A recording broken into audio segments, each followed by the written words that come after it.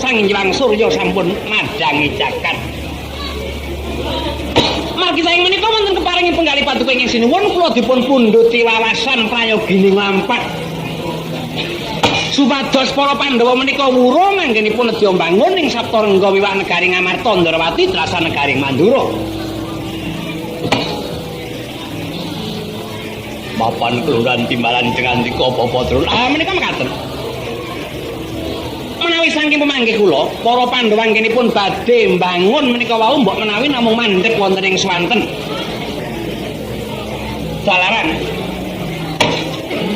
Para Pandhawa menika dumados wonten negari ingkang negarinipun alit inggih menika negari Ngamarta.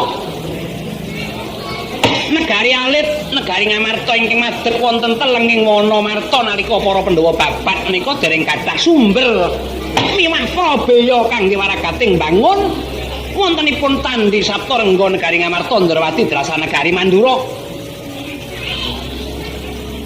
Margi saking menika kula gadah pemanggih para Pandhawa kathah biawara mekaten mau mbok menawi namung badhe kepengin ngadri-adri dhateng para Kurawa.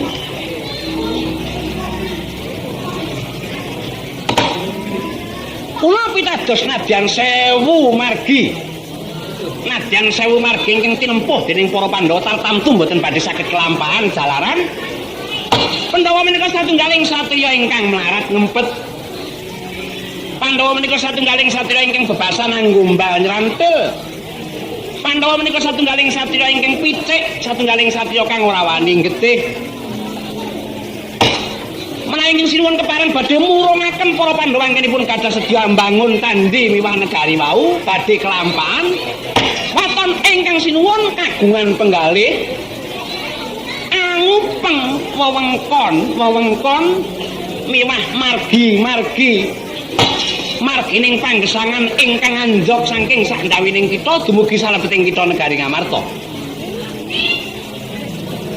Dados margi-margi ingkang kinarya lumampah para nangkuda miwah para bakul, para dagang ingkang kepengin badhe nyuburaken wontenipun negari Ngamarta menika wonten ing margi dipun cegat kemawon.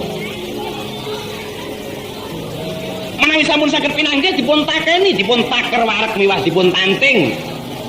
Menawi pinten-pinten para nangkoda, pinten-pinten para bakul, pinten-pinten para dagang mau kepengin badhe nyaekaken negari Ngamarta, bakul wau saknalika mboten perlu dadak dipun takeni sanalika dipun hukum pecah katen kemawon. Nanging menawi para nangkoda anggenipun lumampah dagang menika